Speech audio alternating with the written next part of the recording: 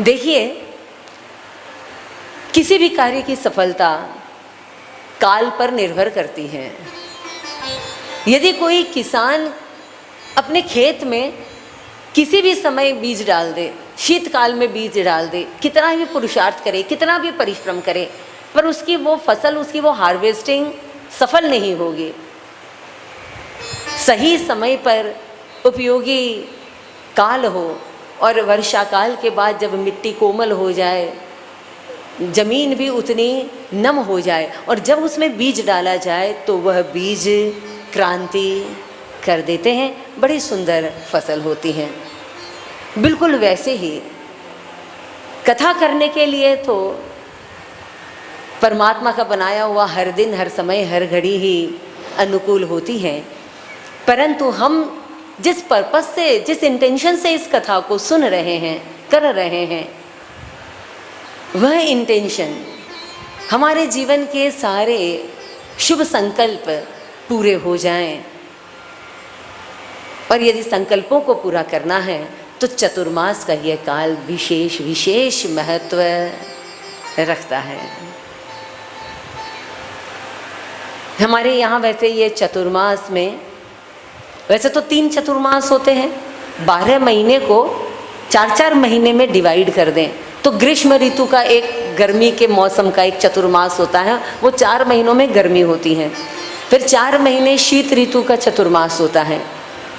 परंतु हम जिस विशेष चतुर्मास को चतुर्मास समझते हैं वो इस समय का चतुर्मास है, और वो है वर्षा काल का चतुर्मास। एक बार अकबर ने बीरबल से पूछा कि बीरबल, यदि 12 में से 4 कम कर दिए जाए तो कितने बचेंगे? अगर ये प्रश्न आपसे पूछा होता महाराज ने तो क्या जवाब दिया होता? सीधा सीधा, हाँ सभी देखो 8 8 8, महिलाएं ज़्यादा अच्छा गणित करती हैं। तो सारे मंत्रियों ने तो 8 कहा और बीरबल ने कहा महाराज कुछ नहीं बचेगा। तो बड़ा आश्चर्य हुआ। And Birbal was proving this to Maharaja Akbar. वो प्रूव कर रहे थे कि 12 में से 4 जाने पर कुछ नहीं बचेगा। क्यों नहीं बचेगा? कहने लगे महाराज, बड़ा ही लॉजिक था कि बोले महाराज, अगर किसी किसान के जीवन में से ये वर्षा काल के चतुर्मास के 4 महीने निकाल दिए जाएं तो क्या होगा? खेती नहीं होगी, फसल नहीं होगी, अनाज नहीं उगेगा, और अगर अनाज नहीं उगेगा तो लोग भूखे मर जाएंगे, और जब मनुष्य ही समाप्त हो जाएगा तो पीछे कितने बचे ये बताने के लिए कोई बचेगा ही नहीं।